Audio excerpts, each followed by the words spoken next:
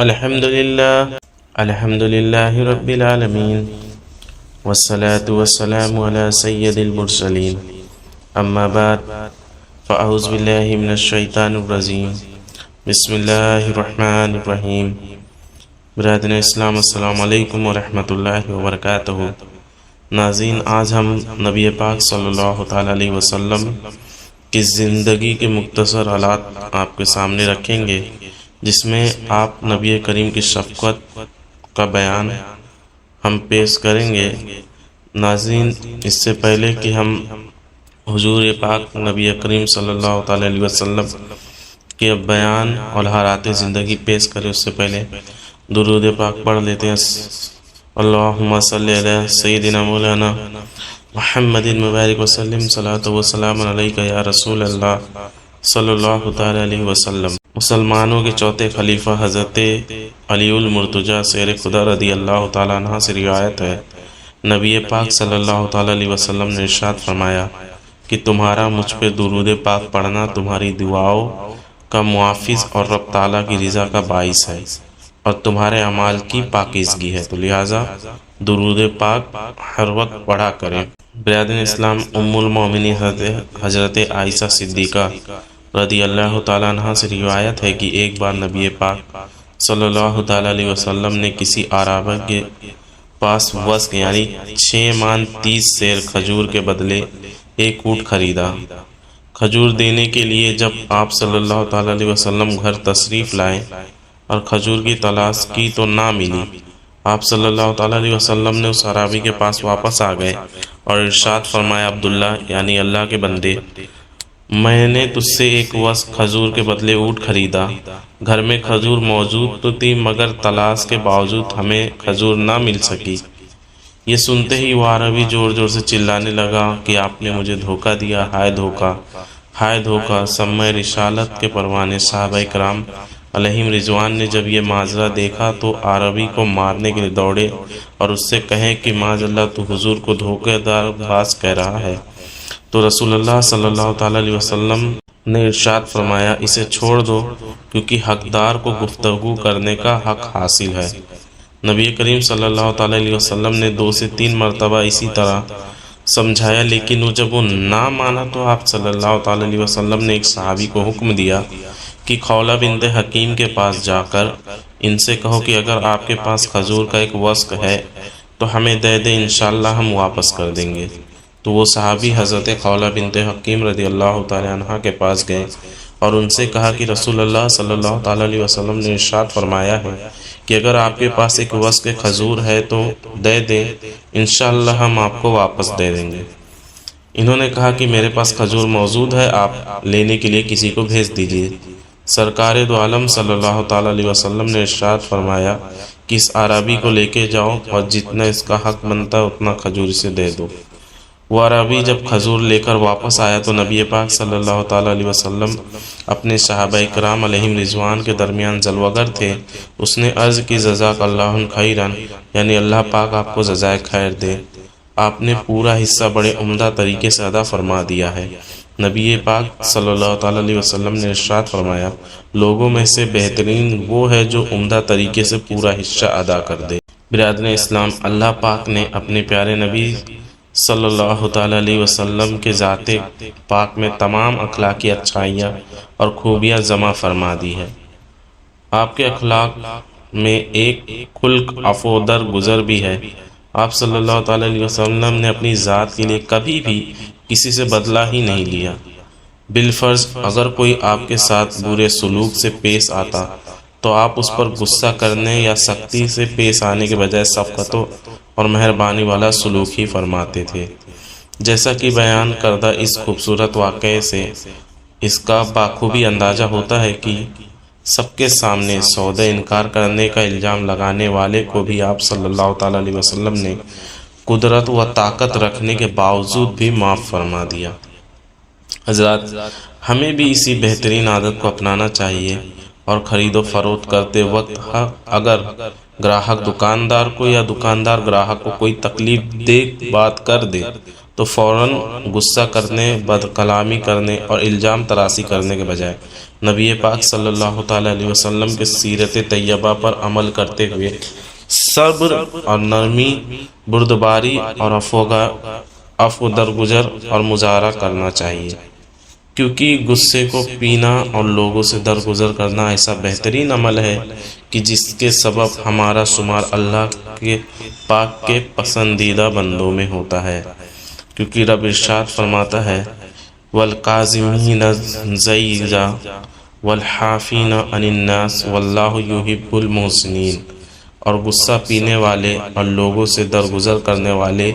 اور نیک لوگ اللہ کے محبوب ہیں۔ ایک طرف اور ارشاد باری تعالیٰ ہے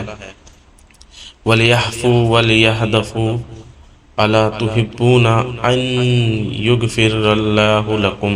وَاللَّهُ غَفُورٌ رَحِيمٌ، اور چاہیے کہ معاف کرے اور درگزرے، کیا تم اسے دوست نہیں رکھتے کہ اللہ تمہاری بخشش کرے اور اللہ بخشنے والا اور مہربان ہے۔ نبی کریم صلی اللہ تعالیٰ علیہ وسلم نے ارشاد فرمایا کہ تم میں سے سب سے زیادہ طاقتور وہ ہے جو غصے کے وقت خود پر قابو پا لے، اور سب سے زیادہ بردبار وہ ہے جو طاقت رکھنے کے باوجود معاف کر دے۔ حضرت عقبہ بن عامر رضی اللہ تعالیٰ عنہ کہتے ہیں کہ رسول اللہ صلی اللہ تعالیٰ علیہ وسلم نے مجھ سے فرمایا، اے عقبہ بن عامر، جو تجھے قطع تعلقی کرے تو اس سے تعلق جوڑو، اور جو تمہیں محروم کرے تم اسے عطا کرو، تو تم پر ظلم کرے اور اسے تم معاف کرو، یعنی جو تم سے تعلق توڑے تم اس سے تعلق جوڑو، جو تمہیں محروم کرے تم اس سے عطا کرو، اور جو تم پر ظلم کرے تم اسے معاف کر دو۔ ایک مرتبہ ام المومنین حضرت عائشہ صدیقہ رضی اللہ تعالیٰ عنہ نے نبی پاک صلی اللہ تعالیٰ علیہ وسلم سے دریافت کیا، کیا جنگ احد سے بھی زیادہ سخت کوئی دن آپ پر آیا ہے؟ تو اس پر آپ نبی کریم صلی اللہ تعالیٰ علیہ وسلم نے فرمایا، ہاں اے عائشہ، وہ دن میرے لیے جنگ احد سے بھی زیادہ سخت تھا جب میں نے طائف میں وہاں کے سردار ابن ابی یلیل کو اسلام کی دعوت دی۔ اس نے میری دعوت کو رد کر دیا اور طائف والوں نے مجھ پر پتھر برسائے۔ میں اسی غم میں سر جھکائے چلتا رہا، یہاں تک کہ مقام قرصعالب میں پہنچا۔ وہاں پہنچ کر میں نے سر اٹھایا تو کیا دیکھتا ہوں کہ ایک بادل مجھ پر سایہ کیے ہوئے ہے۔ اس بادل میں سے جبریل علیہ السلام نے مجھے آواز دی اور کہا، اللہ پاک آپ کی قوم اور قول اور ان کا جواب سن لیا، اور جب آپ کی خدمت میں پہاڑوں کا فرشتہ حاضر ہے تاکہ وہ آپ کے حکم کی تعمیل کرے۔ پیارے نبی صلی اللہ تعالیٰ علیہ وسلم فرماتے ہیں کہ پہاڑوں کے فرشتے نے مجھ سے سلام کیا اور عرض کیا، اے محمد صلی اللہ تعالیٰ علیہ وسلم، اگر آپ چاہتے ہیں کہ میں عکس بین یعنی ابو قبیس اور کویکان دونوں پہاڑوں کو ان کفار پر الٹ دوں تو میں الٹ دیتا ہوں۔ یہ سن کر رحمت عالم صلی اللہ تعالیٰ علیہ وسلم نے ارشاد فرمایا، نہیں، بلکہ امید کرتا ہوں کہ اللہ پاک ان کی نسلوں میں اپنے ایسے بندہ پیدا فرمائے گا جو صرف اسی کی عبادت کرے گا اور شرک نہیں کرے۔ برادران اسلام، یوں تو نبی پاک صلی اللہ تعالیٰ علیہ وسلم کی پیاری سی زندگی اسی طرح حلم و کرم اور عظیم الشان واقعات سے سجی ہے، مگر فتح مکے کے موقع پر آپ نے جس عفو درگزر اور شفقت و مہربانی کا مظاہرہ فرمایا، اس کی مثال ناممکن ہے۔ جب نبی پاک صلی اللہ تعالیٰ علیہ وسلم نے فتح مکے کے موقع پر جمع ہونے والے ہزاروں کفار پر ایک گہری نگاہ ڈالی تو دیکھا کہ وہ لوگ ڈرے اور شہمے ہوئے سر جھکائے ہیں، نگاہیں نیچی کیے کھڑے تھے۔ ان ظالموں میں وہ لوگ بھی تھے جنہوں نے آپ صلی اللہ تعالیٰ علیہ وسلم کے رستے میں کانٹے بچھائے تھے، جو آپ پر پتھروں کی بارش کر چکے تھے، اور جنہوں نے آپ صلی اللہ تعالیٰ علیہ وسلم کو معاذ اللہ شہید کرنے کی ہر ممکن کوشش کی۔ آج یہ سب مجرم بن کر کھڑے آپ کے سامنے کانپ رہے تھے۔ آپ نے اپنے دلوں میں سوچ رہے تھے کہ انصار مہاجرین کی فوجیں ہمارے بچے کو خاک و خون میں ملا کر ہماری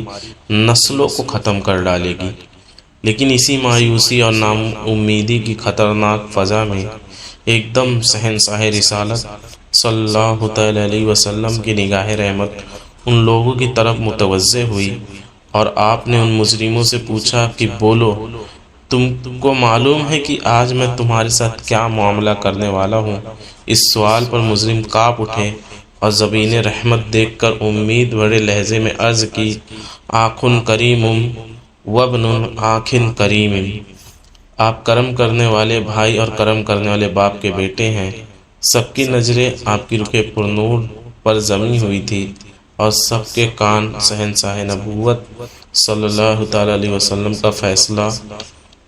سننے کے لیے منتظر تھے کہ ایک دم فتح مکہ نے اپنے کریمانہ لہجے میں ارشاد فرمایا، آج تم پر کوئی الزام نہیں، جاؤ، میں نے تم سب کو آزاد کیا۔ یہ فرمان رسالت سن کر مجرمین کی آنکھیں اشکبار ہو گئی اور ان کے دلوں میں گہرائیوں سے شکریہ کے جذبات آنسوؤں کی دھار بن کر ان کے رخساروں پر مچلنے لگے، اور کفار کی زبان پر لا الہ الا اللہ محمد الرسول اللہ کے نعروں سے حرام کعبہ کے در و دیوار پر ہر طرف انوار کی بارش ہونے لگی۔ اللہ اکبر! اے اقوام اعلیٰ، بتاؤ کیا دنیا کی کسی فاتح کی کتاب زندگی میں ایسا کوئی حسین اور روشن ورق ہے؟ یہ نبی جمال و جلال کا وہ بے مثال ساکار ہے کہ دنیا کے بادشاہوں کے لیے اس کا تصور بھی محال ہے۔ سبحان اللہ! کیا شان ہے ہمارے پیارے آقا صلی اللہ تعالی علیہ وسلم کی کہ جن لوگ نے آپ پر ظلم ستم کے پہاڑ توڑے،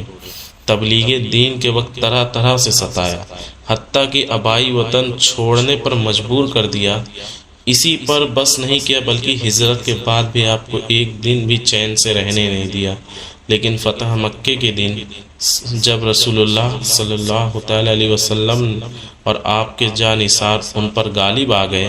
تو ان کے بدلہ لینے کے بجائے نبی رحمت صفی امت صلی اللہ تعالی علیہ وسلم نے کمال حلم و شفقت فرماتے ہوئے سب کو معاف فرما دیا۔ لہٰذا ہمیں بھی اسی سیرت رسول پر عمل کرتے ہوئے بدلے کی قدرت باوجود معاف کر دینا چاہیے، کیونکہ یہ بدلے سے زیادہ بہتر ہے اور آخرت میں اجر و ثواب کا باعث ہے۔ چنانچہ اللہ پاک ارشاد فرماتا ہے، وَجَزَاءُ سَیِّئَةٍ سَیِّئَةٌ مِثْلُهَا فَمَنْ عَفَا وَأَصْلَحَ فَأَجْرُهُ عَلَى اللَّهِ إِنَّهُ لَا يُحِبُّ الظَّالِمِينَ۔ اور برائی کا بدلہ اسی کے برابر برائی ہے، تو جس نے معاف کیا اور کام سنوارا تو اس کا اجر اللہ پر ہے، بے شک وہ دوست نہیں رکھتا ظالموں کو۔